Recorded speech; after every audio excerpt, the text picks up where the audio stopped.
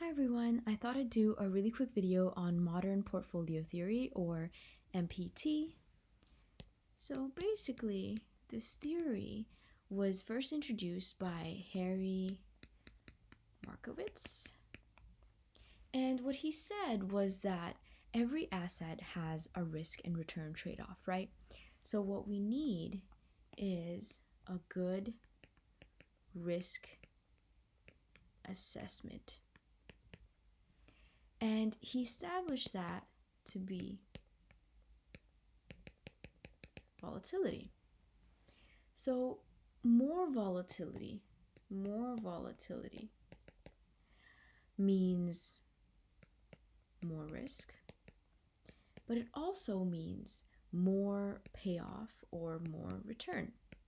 And the opposite is also true. So less volatility, less risk, less return.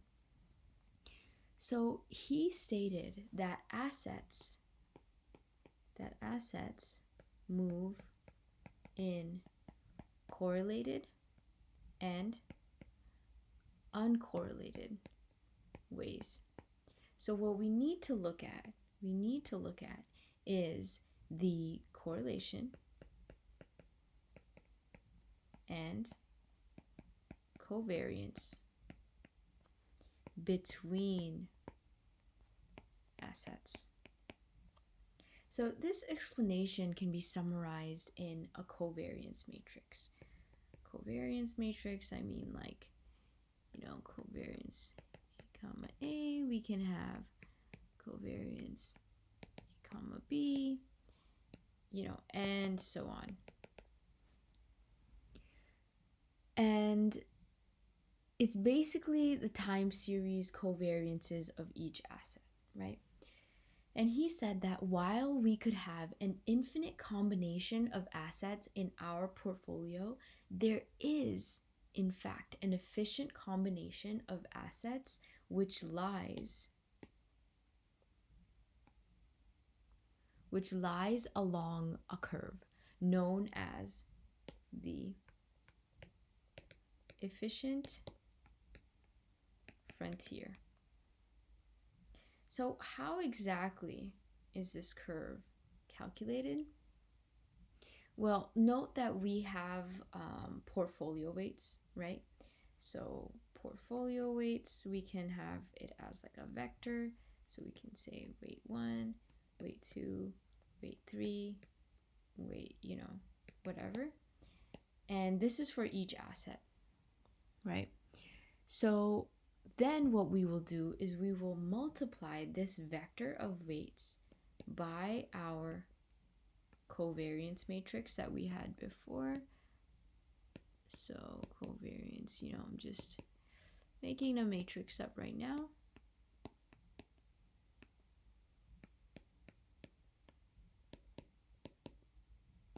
You get the point. And this will also be multiplied by transpose of the vector of weights, right? So the vector of weights transposed. So 2, weight 3. Okay. So this will give us our volatility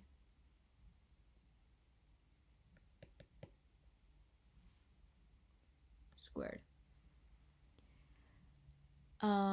And yeah, so this is going to be our volatility squared term. That's what we're going to call it. Now that we have this volatility, we want to know, and by the way, this is the volatility of the portfolio. And what we want to know now is how do we get the maximum return for the minimum point of this volatility? So for that, what we have to do is we have to calculate the return, which can be done by putting each asset expected return in a vector and multiplying this by transpose of the weights of each asset. And this will give us the expected expected portfolio return, right? So once we have these two different equations, and I forgot to write this one out, so basically it can be something like R1, R2, R3, multiply by, again, as I said, transposed the weights, right? And this gives us the expected portfolio return. Now, what we have to do is try to maximize this expected portfolio return and minimize the portfolio volatility, right? So what we want to do is we want to minimize this, and we want to maximize this. So what we do is when we graph our equations, we get this same curve. We get this curve right here. And the asset or the portfolio, so basically we have these, we might have portfolios here. The portfolios that are close to this curve would have the best trade-off, so the best reward according to the risk. Yeah, hopefully that was helpful, and I can make a more detailed video about this in the future as well. Thank you.